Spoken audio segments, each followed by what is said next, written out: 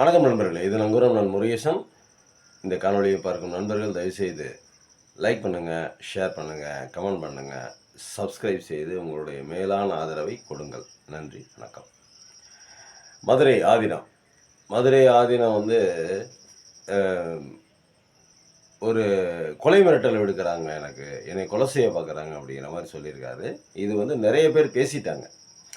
நிறைய பேர் நிறைய விதமாக பேசிட்டாங்க. நம்மளுடைய முற்போக்குவாதிகள் அனைவரும் பேசிட்டாங்க. இது எப்படி நம்ம பார்க்கணும் அப்படின்னா, இது சாதாரணமாக கடந்து போயிட முடியாது. ஒரு ஆதீனம்னா அங்கீகரிக்கப்பட்ட ஒரு சாமியார்னு அர்த்தம். ஒரு மடம் வச்சு இதெல்லாம் பண்ணிக்கிட்டு இருக்காங்க. அவங்கள்ட்ட பல ஆயிரம் கோடி ரூபா சொத்து இருக்குது. ஃபார்ச்சுனர் காரில் போகிற அளவுக்கு பெரிய பெரிய சொத்துள்ள ஒரு பீடாதிபதி தான் மதுரை ஆதீனம். இப்போது சைவ மடாதிபதிகள் அவங்கெல்லாம் நிறைய சொத்துக்களை கொண்ட மன்னர்கள், மக்கள் மன்னர்கள் அந்த காலத்துலேருந்து நன்கொடையாக கொடுத்த சொத்துக்களை வச்சுக்கிட்டு அவங்க ஒரு ஆளுமை பண்ணிக்கிட்டு ஒரு ஆன்மீகத்தை வளர்க்குறாங்க. ஒரு சிவ தொண்டு செய்கிறார்கள் அப்படின்னு தான் சொல்லணும். அப்படியேப்பட்ட சிவ தொண்டு செய்பவர்கள்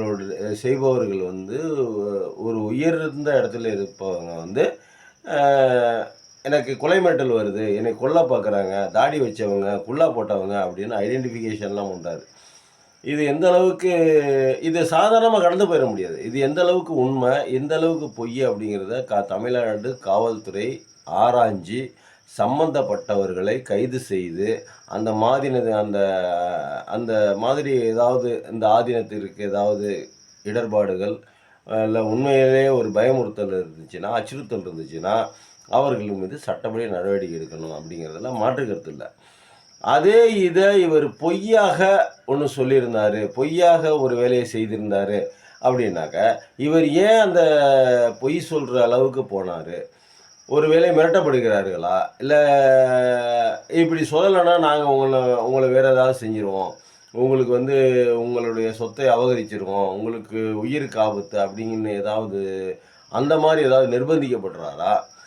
உண்மையிலேயே அவர் மனசாட்சிக்கு விரோதம் இல்லாமல் ஒரு சைவ சித்தாந்தவாதி மனசாட்சிக்கு விரோதம் இல்லாமல் என்னையை கொல்ல பார்க்குறாங்க அப்படிங்கிறது ஆள் மனதிலிருந்து அவருக்கு தெரியுது, உள்ளுணர்வு உணர்த்துது. நம்மளை சுற்றி ஏதோ நடக்குது, நம்மளை ஏதோ கொலை செய்யறதுக்கு ஏதோ பிளான் பண்ணுறாங்க, நம்மளை மாற்றுறதுக்கு எதுவும் சூழ்ச்சி நடக்குது அப்படிங்கிற மாதிரி சொல்லியிருந்தால் பரவாயில்ல. ஆனால் மிரட்டலுக்கு பயந்து, அடிபணிந்து, அச்சுறுத்தலுக்கு பயந்து இந்த மாதிரி ஒரு ஸ்டேட்மெண்ட் கொடுக்குறாரு அப்படின்னா அதை நாம் கண்டிக்க வேண்டிய இடத்தில், அந்த பயத்தை அவருக்கு களைய வேண்டிய இடத்தில் அரசாங்கமும் மக்களும் பொறுப்பு. நம்ம தான் பொறுப்பு. வேறு யார் பொறுப்பே இருக்கிறது? அரசாங்கமும் மக்களும் தான் பொறுப்பே இருக்கணும். ஏன்னா ஒரு ஒரு ஒரு ஒரு மக்கள் மதிக்கக்கூடிய ஒரு நபர் அவர். அந்த நபர் யார்? சாதாரண ஒருத்தரை ஒரு போலீஸ் ஸ்டேஷனில் போய் என்னை மாதிரி கொல்ல பார்க்குறாங்க, எனக்கு பயமாக இருக்குது, என்னை அச்சுறுத்துறாங்க, பயமுறுத்துறாங்க அப்படின்னாக்கா அந்த சாதாரண ஒரு நபர் சொல்கிறதுக்கே காவல்துறை நடவடிக்கை எடுக்கும்.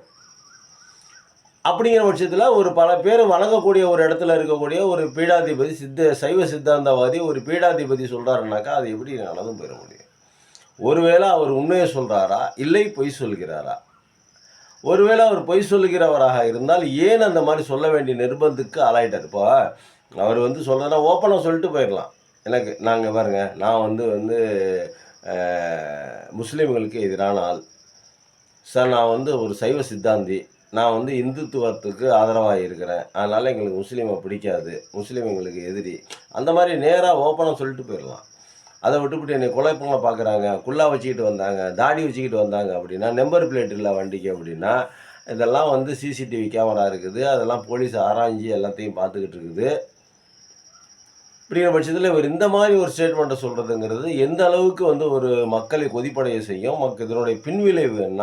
இப்போ சைவ சித்தாந்தவாதிகள்லாம் ஒன்றா சேர்ந்துக்கிட்டு நீங்களுடைய சாமியாருக்கு இந்த மாதிரி ஒரு பிரச்சனை வருது, அவரை காப்பாற்றுங்க அப்படின்னு போராட்டம் பண்ணுற அளவுக்கு போனாக்கா அது கூட சேர்ந்து இந்துத்துவ அமைப்புகள் ஒன்றா சேர்ந்துடும். இது பல பிரச்சனைகள் உண்டு பண்ணக்கூடிய ஒரு விஷயம், பெரிய விஷயமாக பூதாகாரமாக ஆக வேண்டிய சூழ்நிலை இருக்கிற கட்டத்தில் இவர் இந்த மாதிரி ஒரு ஸ்டேட்மெண்ட் கொடுக்கறது எந்த அளவுக்கு உண்மையாக இருக்கும், பொய்யாக இருக்கும் அப்படிங்கிறது நமக்கு பதட்டமாக இருக்குது. ஏன்னா மதுரை ஒரு ஒரு பொக்கிஷம்.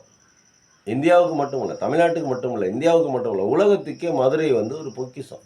என்ன சொல்கிறாங்க மதுரையை பற்றினா, கிட்டத்தட்ட 6000 ஆண்டுகளாக உயிர்ப்புடன் இருக்கக்கூடிய ஒரே நகரம் மதுரை நகரம் அப்படிங்கிறாங்க. இந்த உலகத்திலே வேறு எங்கேயாவது 6000 ஆண்டுகளாக உயிர்ப்புடன் ஒரு நகரம் இருக்குதா அப்படின்னா இருக்காது. அதனுடைய வரலாறு வந்துக்கிட்டே இருக்குது. அந்த 6000 வருட காலமாகவே மதுரைக்கு ஒரு உயிர்ப்பு இருக்குது. உயிரோடு இருக்குது, வாழ்ந்துகிட்டு இருக்குது. அந்த மதுரையில இந்த மாரி எதுவும் பிரச்சனை வந்து, நாளைக்கு ஏதாவது கலவரம், வம்பு தும்பு, வம்பு சண்டை ஏதாவது வந்துச்சுன்னா, அது யார் பொறுப்பேற்கிறது? ஒரு ஆதீனம் வந்து ஒரு பொறுப்பற்ற முறையில எதையும் சொல்ல மாட்டார். சொல்வதற்கான வாய்ப்பில்ல. அப்படி சொல்றாருன்னா, ஏன் சொல்றாரு? எதுக்கு சொல்றாரு? அந்த உண்மைகள வந்து காவல்துறை கண்டுபிடிச்சு, மக்களுக்கு அந்த ஆதீனத்தை பத்தின உண்மையை சொல்லணும். அரசுக்கு தெரியப்படுத்தணும். அரசு அந்த இதில தலையிட்டு வெள்ளை அறிக்கை ஒண்ணு விடணும். "இங்க வாங்க, உங்களுக்கு எந்த பிரச்சனையும் இல்லங்க. நீங்க ஏன் இந்த மாரிலாம் ஒரு ஸ்டேட்மெண்ட் குடுக்குறீங்க? நீங்க இப்படி மிரட்டப்படுறீங்களா?" அப்படி இப்படின்னு சொல்லிட்டு அவர்ட்டயும் நேரா என்கொயரி பண்ணுங்க. ஒண்ணும் தப்பு இல்ல. அப்படி என்கொயரி பண்ணாம கடந்து போனா, நாளைக்கு அவருடைய உயிருக்கு ஏதாவது ஆபத்து. யாரு? அத மிரட்டுறவங்க கூட விடலாம். இந்த மாரி சொல்லலாம், ஸ்டேட்மெண்ட் குடு அப்படிங்கிற ஒரு இந்துத்துவ அமைப்புகள் கூட, சங்கி கூட்டங்கள் கூட இந்த மாரி மிரட்டலாம். எப்படி போனாலும் அவர் உயிருக்கு ஆபத்து தானே. அவர் சொன்னது உண்மை அப்படிங்கிற மாரி தானே வருது. அப்போ இதிலிருந்து அவரை காப்பாற்றி ஒரு சைவ சித்தாந்தவாதியை காப்பாற்றக்கூடிய பொறுப்பும், கடமையும் இந்த அரசுக்கு இருக்கிறது. அது யாரா இருந்தாலும் சரி. ஒண்ணு கொலை செஞ்ச வந்தவன், தாடி போட்டவன், துப்பி வச்சிருந்தவன், அந்த மாரி இது இருந்தாலும் அவனையும் கைது பண்ணி நடவடிக்கை எடுங்க. இல்ல இவரு சொல்லியிருந்தாருன்னா 2ஆம் நம்பர்.